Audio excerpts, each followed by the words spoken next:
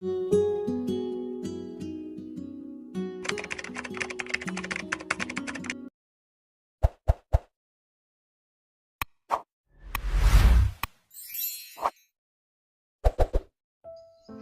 Hello ನಮಸ್ಕಾರ, welcome back to my channel.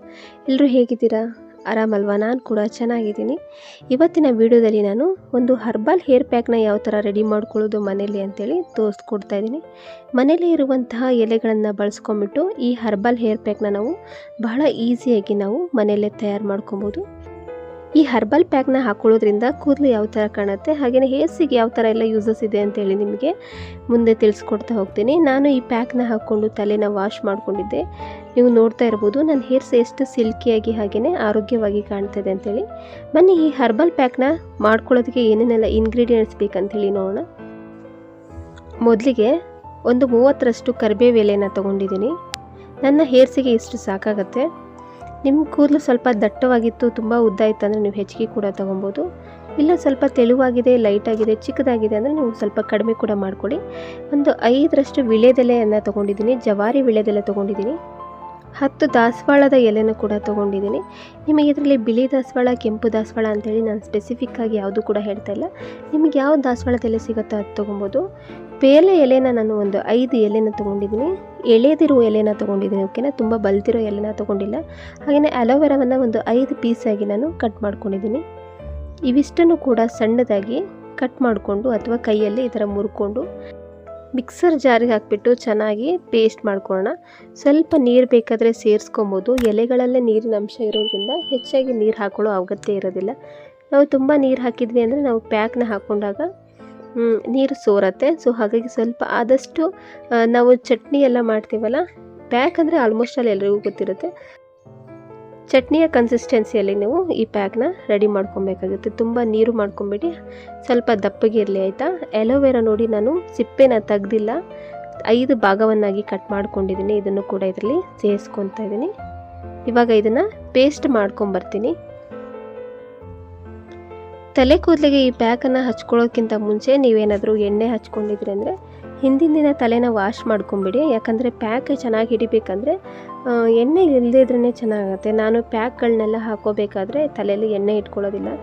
ಇವಾಗ ಹೇರ್ಸನ್ನು 2 partition ಆಗಿ ಮಾಡ್ಕೊಳ್ಳೋಣ, ಓಕೆನಾ? ಒಂದೊಂದೇ ಪಾರ್ಟಿಗೆ ನಾವು ಚೆನ್ನಾಗಿ ಈ ಪ್ಯಾಕ್ನ ಅಪ್ಲೈ ಮಾಡ್ಕೊತ ಬರೋಣ. ಇವಾಗ ನಾನು ಒಂದು ಸೈಡಲ್ಲಿ ಈ ಪ್ಯಾಕನ್ನು ಅಪ್ಲೈ ಮಾಡ್ಕೋತೀನಿ. ಹಾಗೆಯೇ ಅಪ್ಲೈ ಮಾಡ್ತಾ ನಾನು ಯಾವ್ಯಾವ ಎಲೆಗಳನ್ನ ತೊಗೊಂಡಿದ್ದೀನಲ್ಲ ಅದರಿಂದ ಏನೇನು ಯೂಸಸ್ ಇದೆ ಅಂತ ನಿಮಗೆ ಚಿಕ್ಕದಾಗಿ ಹೇಳ್ಕೊತ ಹೋಗ್ತೀನಿ.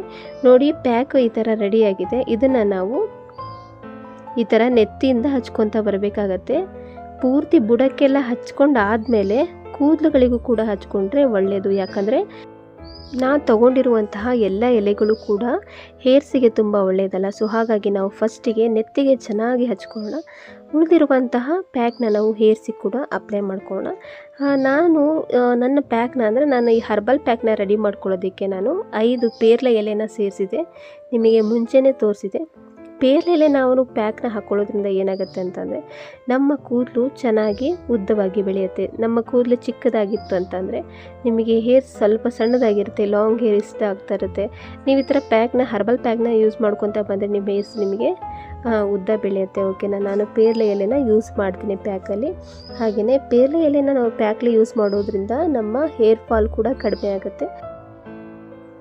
ಇನ್ನು ನಾವು ವಿಳ್ಯದೆಲೆ ಅಥವಾ ತಿನ್ನೋ ಎಲೆನ ನಾವು ಈ ಪ್ಯಾಕಲ್ಲಿ ಯೂಸ್ ಮಾಡಿರೋದ್ರಿಂದ ಏನಾಗುತ್ತೆ ಅಂತಂದರೆ ನಮ್ಮ ತಲೆ ಹೊಟ್ಟಿಂದ ನಮಗೆ ಅವಾಗವಾಗ ಕೆರ್ತಾ ಬರ್ತಾ ಇರುತ್ತೆ, ತಲೆ ಕೂದಲು ಕೆರೆಸ್ತಾ ಇರುತ್ತಲ್ಲ, ಆಮೇಲೆ ತಲೆ ನಮಗೆ ಹೀಟಾಗಿರುತ್ತೆ, ಒಂದೊಂದ್ಸಲ ತಲೆಯೆಲ್ಲ ಉರಿ ಉರಿ ಅನಿಸ್ತಾ ಇರುತ್ತೆ.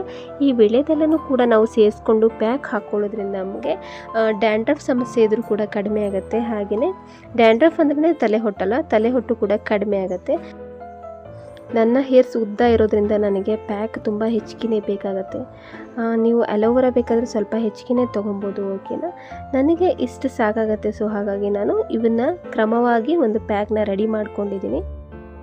ಕರಿಬೇವಿನ ಎಲೆ ಬಗ್ಗೆ ಆಲ್ಮೋಸ್ಟ್ ಅಲ್ಲಿ ಎಲ್ರಿಗೂ ಕೂಡ ಗೊತ್ತಿರುತ್ತೆ. ಕರಿಬೇವಿನ ಎಲೆ ಪ್ಯಾಕ್ನ ಎಲ್ಲರೂ ಕೂಡ ಹಾಕ್ಕೊತಾ ಇರ್ತಾರೆ.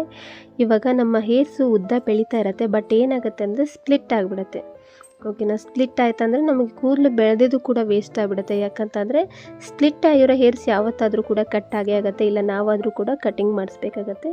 ಸೊ ಹಾಗಾಗಿ ನಾವು ಕರಿಬೇವಿನ ಪ್ಯಾಕ್ ಹಾಕ್ಕೊಳ್ಳೋದ್ರಿಂದ ಆ್ಯಕ್ಚುಲಿ ಈ ಹರ್ಬಲ್ ಪ್ಯಾಕ್ ಹಾಕ್ಕೊಳ್ಳೋದ್ರಿಂದನೇ ನಮಗೆ ನಮ್ಮ ಸ್ಪ್ಲಿಟ್ ಹೇರ್ ಕೂಡ ಕಡಿಮೆ ಆಗ್ತಾ ಹೋಗುತ್ತೆ. ಓಕೆನಾ, ಈ ಥರ ಪ್ಯಾಕ್ನ ನಾವು ಹಾಕ್ಕೊಳ್ಳೋದ್ರಿಂದ ನಮ್ಮ ಕೂದಲುಗಳಿಗೆ ಪೋಷಕಾಂಶಗಳು ಚೆನ್ನಾಗಿ ಸಿಕ್ಕಂಗಾಗುತ್ತೆ. ಹಾಗೆಯೇ ನಮ್ಮ ಹೇರ್ ತುಂಬ ಹೆಲ್ದಿಯಾಗಿ ಕೂಡ ಬೆಳೆಯುತ್ತೆ. ತಲೆಯಲ್ಲಿ ಅಥವಾ ನಮ್ಮ ನೆತ್ತಿಯಲ್ಲಿ ಅಥವಾ ಕೂದಲಲ್ಲಿ ಇರುವಂತಹ ಡರ್ಟ್ ಅಥವಾ ಕೊಳೆಯನ್ನು ಕೂಡ ಈ ಪೇರ್ಲೆ ಎಲೆಯಿಂದ ನಾವು ಸ್ಕ್ರಬ್ ಮಾಡ್ಕೊಳ್ಳೋದ್ರಿಂದ ಹಚ್ಕೊಳ್ಳೋದ್ರಿಂದ ಅದು ಕೂಡ ಕ್ಲಿಯರ್ ಆಗುತ್ತೆ. ಹಾಗೆಯೇ ಇನ್ನು ನಾನು ದಾಸವಾಳದ ಎಲೆನ ಹಾಕ್ಕೊಂಡಿದ್ದೀನಲ್ಲ, ಅದರಿಂದ ನನ್ನ ಹೇರ್ಸ್ ಯಾವ ಥರ ಇದೆಯಲ್ಲ ಅದೇ ಥರನೇ ಸೇಮ್ ಟು ಸೇಮ್ ನಿಮ್ಮ ಹೇರ್ಸ್ ಕೂಡ ತುಂಬ ನೈಸಾಗಿ ಸ್ಮೂತಾಗಿ ಕಾಣುತ್ತೆ. ಓಕೆನಾ, ಇವಾಗ ನೋಡಿ ನಾನು ಒಂದು ಸೈಡು ಚೆನ್ನಾಗಿ ಪ್ಯಾಕ್ನ ಹಾಕ್ಕೊಂಡಿದ್ದೀನಿ. ಈಗ ಇನ್ನೊಂದು ಕಡೆಯೂ ಕೂಡ ಚೆನ್ನಾಗಿ ಪ್ಯಾಕ್ನ ಹಾಕ್ಕೊತಾ ಇದ್ದೀನಿ. ಇನ್ನು ನಾವು ಈ ಪ್ಯಾಕಲ್ಲೇ ಅಲೋವೆರಾನ ಯೂಸ್ ಮಾಡೋದ್ರಿಂದ ಏನು ಯೂಸಸ್ ಆಗುತ್ತೆ ಅಂತ ಹೇಳ್ತೀನಿ ನೋಡಿ. ನಾವು ನಮ್ಮ ಪ್ಯಾಕಲ್ಲಿ ಅಲೋವೆರಾ ಹಾಕ್ಕೊಳ್ಳೋದ್ರಿಂದ ನಮ್ಮ ಹೇರ್ಸು ಗಟ್ಟಿ ಆಗುತ್ತೆ, ಸ್ಟ್ರಾಂಗ್ ಆಗುತ್ತೆ. ಓಕೆನಾ, ನಾವು ಬಾಚಬೇಕಾದ್ರೆ ಪಟಪಟ ಅಂತ ಹೇಳಿ ಕೂದಲು ಕಿತ್ತು ಬರೋದಿಲ್ಲ, ಗಟ್ಟಿಯಾಗಿ ಬುಡದಲ್ಲೇ ಕೂದಲು ಸ್ಟ್ರಾಂಗ್ ಆಗುತ್ತೆ. ಅದ್ರ ಜೊತೆಗೇ ಈ ಅಲೋವೆರಾ ಏನು ಮಾಡುತ್ತೆ ಅಂತ ಅಂದರೆ ನಮ್ಮ ತಲೆ ಕೂದಲು ಏನಾಗುತ್ತೆ ಅಂದರೆ, ಇವಾಗ ಟೈಟಾಗಿ ತಲೆ ಬಾಚ್ಕೊಂಡಿರ್ತೀವಿ, ಈಗ ಸೆಕೆಗಾಲ ಕೂಡ ಸ್ಟಾರ್ಟ್ ಆಗಿರೋದ್ರಿಂದ ಬೆವ್ರ್ತಾರೆ ಆಲ್ಮೋಸ್ಟಲ್ಲಿ ಎಲ್ಲರೂ ಕೂಡ, ಆಯಿತಾ. ಬೆವ್ತಾಗ ಏನಾಗುತ್ತೆ ಅಂದರೆ ನೆಕ್ಸ್ಟ್ ಡೇ ನಮ್ಮ ಕೂದಲು ಒಂಥರ ಜಿಡ್ಡು ಜಿಡ್ಡು ಆದಂಗೆ ಆಗುತ್ತೆ, ಹಾಗೆಯೇ ಅಂಟಂಟು ಅನಿಸುತ್ತೆ. ಓಕೆನಾ, ನಾವು ಎಷ್ಟು ಸಲ ತಲೆ ಸ್ನಾನ ಮಾಡಿದರೂ ಕೂಡ ನಮಗೆ ನೆಕ್ಸ್ಟ್ ಡೇ ನಮ್ಮ ಕೂದಲು ನಮಗೆ ಫ್ರೆಶ್ ಅನಿಸಲ್ಲ.